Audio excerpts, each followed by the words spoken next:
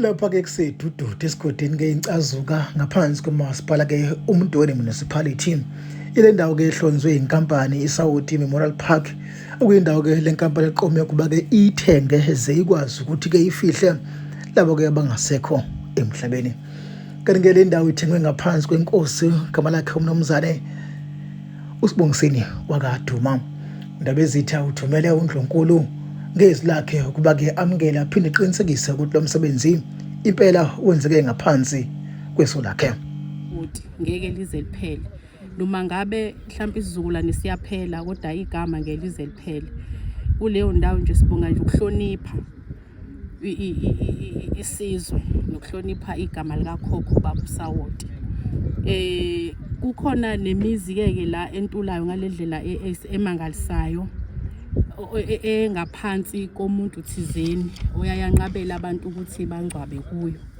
Sesithokoza kakhulu ke ngoba sisuka kude nabaphathi bale project le bangabashiya ngaphandle, basho ukuthi bazolekelela kakhulu.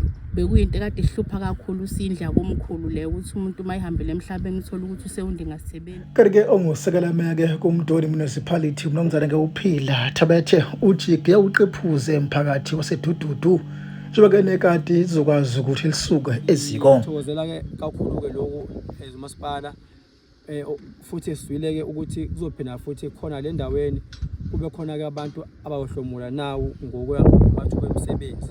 Esithemba ukuthi ama activities azoba khona la azokwenza ukuthi le ndawo le kusuka namhlanje yaphambili ibekeke endaweni esingathi ibalazwe la khona wonke umuntu ezokwazi. Khona abantu abofika la bezobeka imindeni yabo, kodwa esinesho ukuthi there will be other investors ayobona amanye amathuba.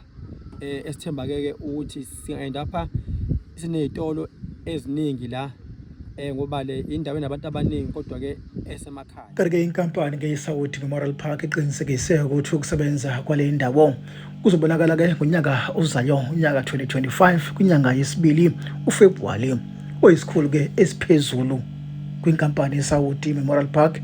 Nomzana uJabulani Mazibo unzima uyenaba.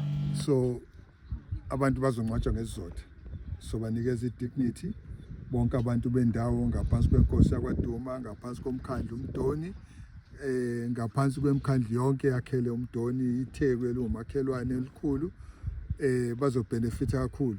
Bazohlomula kanjani?